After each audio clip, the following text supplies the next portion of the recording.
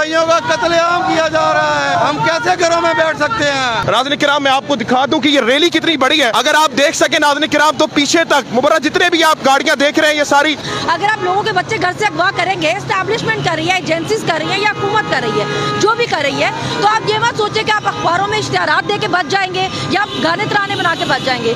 ان کو لگتا ہے کہ کوئی ایک کمرہ ہے جہاں پہ 5-7 لوگ بیٹھ کے سوشل میڈیا چلا رہے ہیں، بیانیے ایسے نہیں بنتے، آپ کو یہ چیز ایکسیپٹ کرنی پڑے گی۔ ڈینائل میں رہنے سے چیزوں کا حل نہیں ہوتا۔ دیکھیں یہ جتنا بھی ظلم و جبر ہو رہا ہے، لوگ اس چیز کو ایکسیپٹ نہیں کرنے، آپ کو ترانے سننے والا زمانہ چلا گیا نا۔ دیکھیں کل ہے 23 مارچ اور 23 مارچ کو قرارداد پیش کی گئی تھی پاکستان کی آزادی کے لیے۔ یہ بلوچستان میں کیا ہوا ہے؟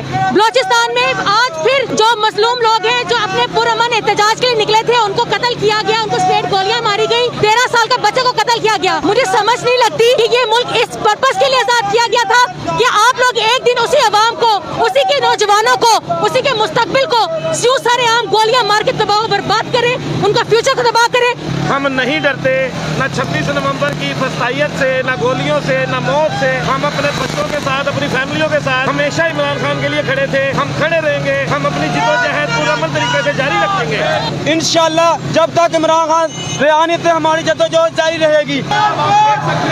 اب اگر ہم آپ کو دکھائیں کہ اس وقت ناظرین کرام عوام کا ایک بڑا جمع غفیر ناظرین کرام اس وقت موجود ہے۔ ہم اس لیے نکلے ہیں کہ خان وہ واحد لیڈر ہے جس نے UN پر خان کی شان میں گستاخی کے خلاف آواز اٹھائی۔ خوف نہیں کھا رہی، بچے بوڑھے اس وقت تمام لوگ ناظرین کرام سڑکوں پر نکل رہے ہیں۔ صنم جاوید اس وقت سب سے لیڈ کرتی ہوئی نظر آ رہی ہیں۔ قائد اعظم کی قیادت میں آزادی کا خواب